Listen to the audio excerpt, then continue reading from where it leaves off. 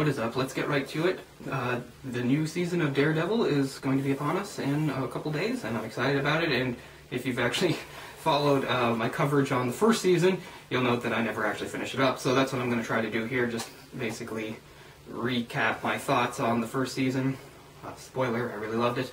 And just have some thoughts about, you know, my hopes or expectations going forward into the new season. Alright, I don't want to start all over at the beginning or anything, but anybody who knows me knows I don't like TV. I've never really believed in it as a medium for telling long, complex stories. You name some popular television show, especially of like the last 10, 15 years or so, like Breaking Bad or something like that, I have not watched it. Doesn't mean it's not good, it's just, it's not really my thing. That's why I read comics. I just think they're the better way to tell a lot of these stories. And it's kind of funny because now in the last 10 years or so, it seems like TV has just basically taken all those storytelling cues from comics, you know, writing storylines that follow like arcs and stuff like that. And now, of course, many of the popular television shows that are on right now are basically adapted comics. Quite a bit of DC stuff going on there now too, of course, with The Flash and Green Arrow, or just called Arrow. The new one, which I can't remember. I always want to say it's Challengers of the Unknown. It's not Challengers of the Unknown, but it's like that. Something of Tomorrow, yeah.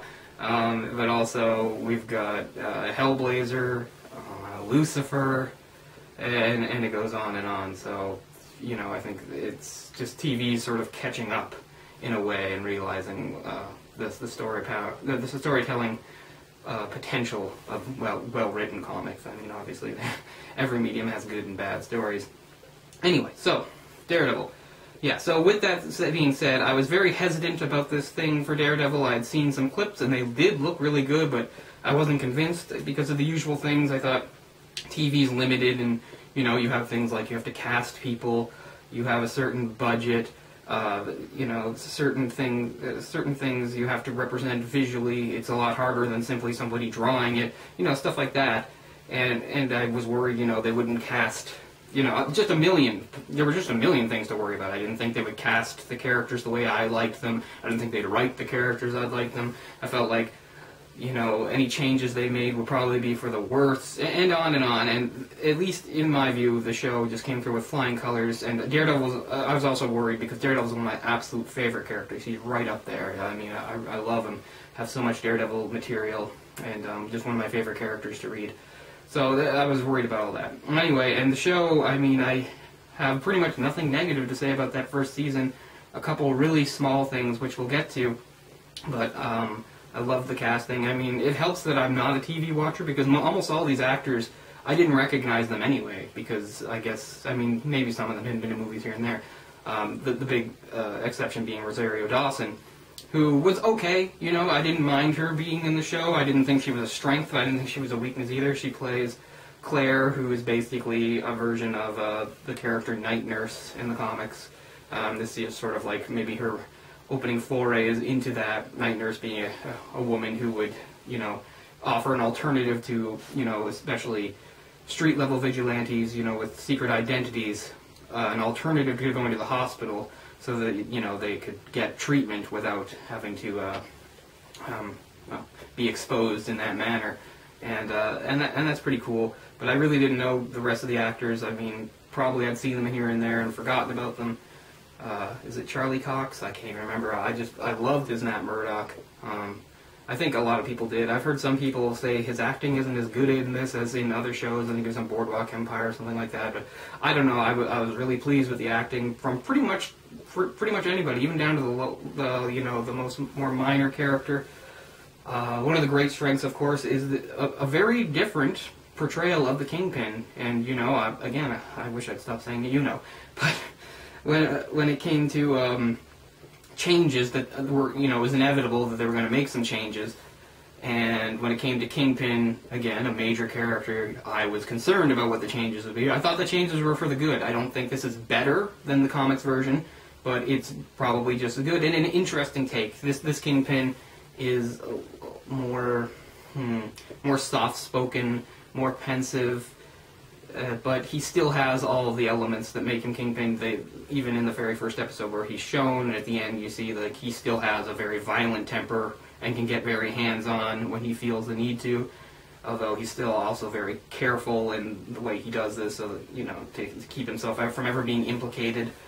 So I thought the first season was a great success, especially with all those small things they did, like supporting characters and stuff like that, like Turk. It was great seeing Turk, and he was done well. In fact, he was even a little more competent than he is in the comics. In the comic books, Turk was always sort of almost a running joke, was that Daredevil would constantly seek him out whenever he needed to find information about something going on the street.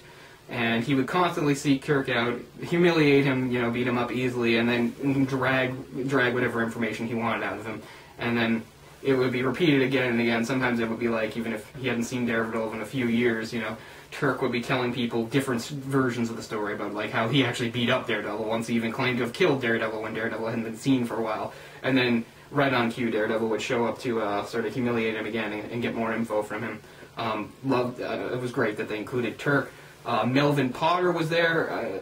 I'm the type of...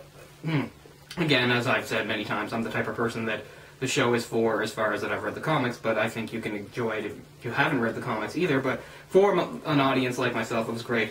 I mean, as soon as Kingpin, or Fisk says, like, tell Mr. Potter I'm going to need a new suit, zing, it went off in my head. Melvin Potter, of course, the Gladiator. Now, he's not the Gladiator in this, but they do some really good nods to him. Again, the character, or the actor they get to play him, really resembles him physically. This is him wearing the costume and the mask that he would wear when he would do his fighting against Daredevil and stuff like that. But if I back it up a bit, I think I can find him with the mask off. It's hard to tell, but he's a large guy, and he's bald, but he has like a goatee. And that's basically how he's cast. And in this, he's not really exactly a villain in that he's one of the more sympathetic guys. He legitimately has some mental problems. And in the comic, it's kind of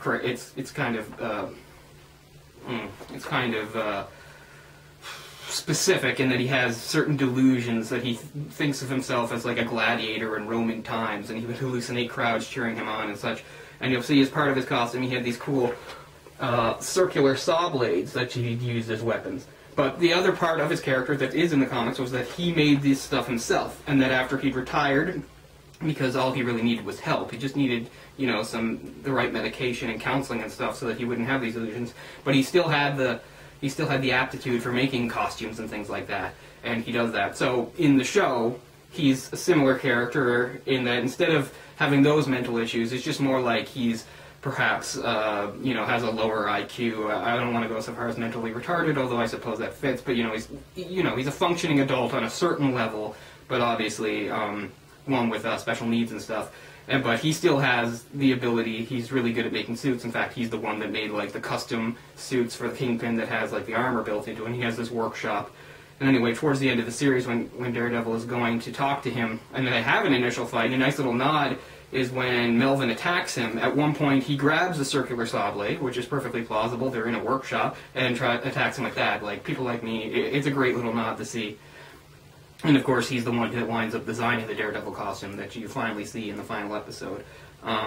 If it hasn't been understood, this will contain complete spoilers for the first season. Nothing for the second, because I haven't seen it, just like you. But if I'm going to get into it, I have to talk about the things that have happened.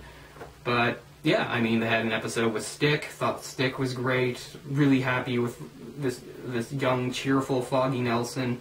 The character they seem to have changed the most that mostly didn't bother me at all was Ben Urich. Now, Ben Urich in the comic is white and younger.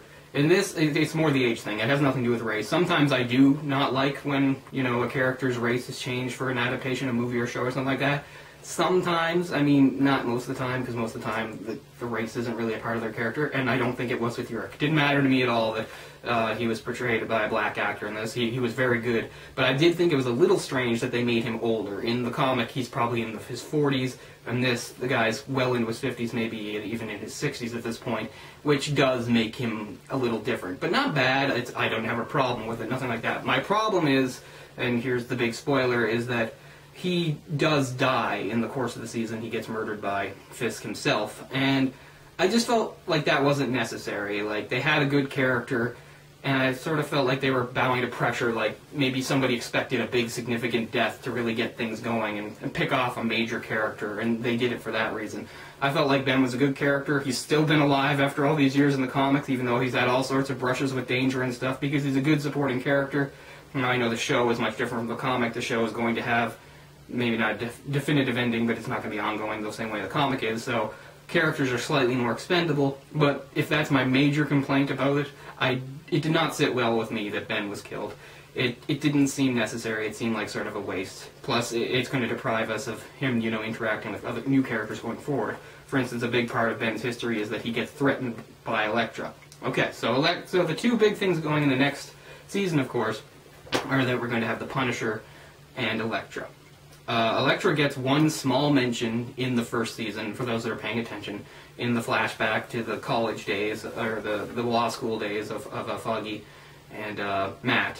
And he's asking him about that girl that he dated, the Greek one, and then Matt says it didn't work out. And that, of course, would be Elektra. I'm sure we'll get flashbacks in the second season that will show that, and I think it'll probably be a lot like, I've shown it before, Frank Miller's, what the heck is it called? Hold on a second. I can't believe I'm forgetting its name. Oh, just the Man Without Fear, which is just a sort of an expanded origin that really focuses on those college years and his courtship with Elektra. I'm sure they'll keep a lot of that the same. I'm pretty sure it'll be in those flashbacks. They'll show that Elektra was the first person he ever revealed his abilities to. I bet you they'll keep that. They'll probably have a similar sort of falling out. In the comics, it was, her father was a Greek diplomat, and terrorists took him and her hostage. Matt, the first time ever using his abilities, at least in that continuity, was to try to rescue them, and his rescue attempt is only mildly successful because he saves Elektra, but in the process, the father dies. And then Elektra gets all disillusioned and sad and leaves Matt heartbroken, and he just has to, forget it and move on.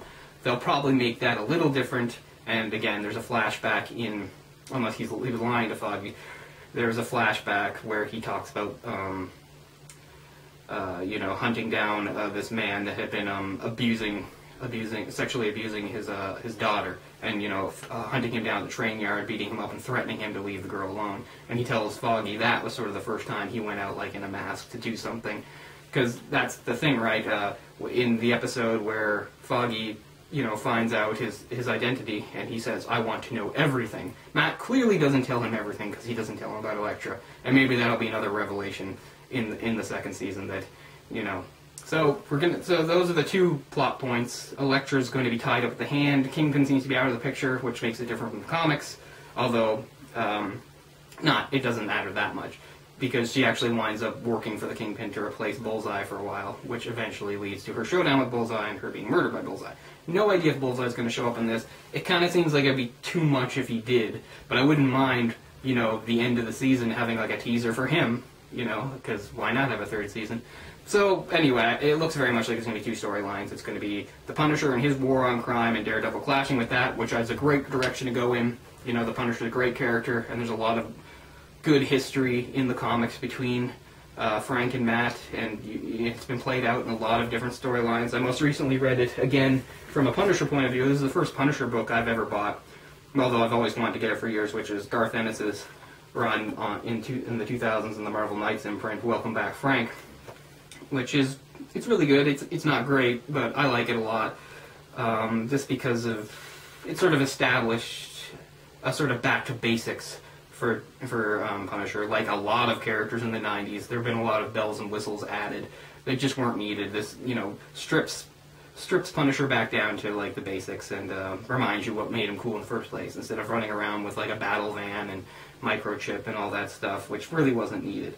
Anyway, in this, there's a brief encounter between him and Daredevil where he tricks Daredevil into a fight that Daredevil clearly would win, except that he'd set up the area so that he could incapacitate him with, I think, a sonic weapon. Anyway, and he when Daredevil comes to, he's chained to something on a rooftop with a good view of Punisher's back, and with a gun with one bullet duct taped to his hand, because the whole point was Punisher's trying to assassinate this mafia person, and of course Daredevil doesn't want him killing anybody, especially this guy who, because there was a whole thing about he was actually on trial for a murder he didn't commit, and, you know, Daredevil's all about the justice system anyway. So Punisher's trying to teach Daredevil a lesson here, you know. If you don't want me to kill this guy, the only way to stop me is to kill me. You've got one bullet in that gun, I'm wearing armor, you'll have to make it a headshot, you know.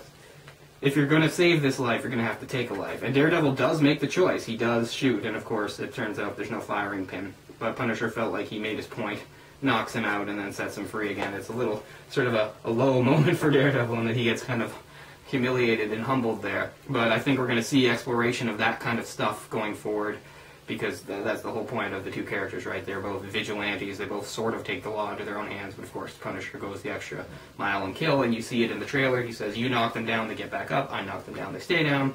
You know, I think you're a coward. He uses half measures, and I'm sure that'll be done well. Again, I don't know this actor who's playing Punisher, but I just have faith because of what I've seen before. I have faith, and the rest is, you know, Elektra's going to come back and tell him that the Yakuza are still around, that he didn't drive them out, and of course the Hand is going to be behind it. I don't think at this point Hand has been used, but I think it's going to come up, and maybe we'll finally get some answers about that strange ending, of course, to the episode with Stick that didn't really tie into the rest of the season, where Stick is reporting to, you know, some unseen shadowy master who asks him, you know, will Daredevil be ready when the doors open? And he says, I have no idea, and, you know, and Stick often talked about a war coming. So obviously this Hand stuff, ninjas, it's going to have to do with that. Will Punisher tie into it? Probably. I think so. You know, I don't think it's going to be two separate storylines. I think they'll, you know, tie into each other, you know, one way or another. Punisher just by virtue of being there, not that he has anything to do with it personally. But yes, very much looking forward to it. I don't know how long this has been. Didn't really want to make anything too long anyway. But yeah, if you haven't seen the series, then I just blew it all for you. But if you have seen the series, I'd like to know what you think of it. Because I couldn't really have higher praise for it at this point, which just still amazes me, even like almost nearly a full year after seeing the first season. Just so looking forward to the second season, and I'm just not that sort of person. I've never really said that before. I'm really looking forward to the next season of blank, because I just don't do that. I don't watch shows. Sometimes I'll even watch an episode here or there, and I'll think it was good, and it's still not enough to make me keep watching. And that's just the way I'm wired. It doesn't necessarily have to do with, you know, whether the show is good or bad or whatever. You know, I'll always hear people endlessly praise these shows, and I'm not saying they're wrong. I'm just saying it's just sort of outside of the type of thing that interests me. But that doesn't mean I don't ever watch any shows. But anyway, of course, if you're going to make a show about Daredevil, I'm going to be interested. But when I heard about it, I was just terrified. I thought, okay, this is going to be awful. But it was great, and it made me really looking forward to the Jessica Jones series, even though I hate that character. That's a whole other episode, because it's complicated, my thoughts on Jessica Jones. But the brief thing is, I really liked that series. It was really good, and I still hated the character. That's how amazing it was. I thought Kristen Ritter, or whoever it was, did a perfect job of playing the character that I despise. But I thought it was still a really good series. Purple Man, who's actually more of a Daredevil villain, Zebediah Kilgrave, who I think they changed to Kevin Kilgrave, which is fine. Again, he was great. He's probably better in that show than any of his comic appearances. I'm veering off topic now, but why not? He was a character that always had great potential that, as far as I know, was never really used to his full potential in the comics, and he absolutely is in this. Since we're on it, Luke Cage, of course, is a supporting character in Jessica Jones, and he's going to have his own series.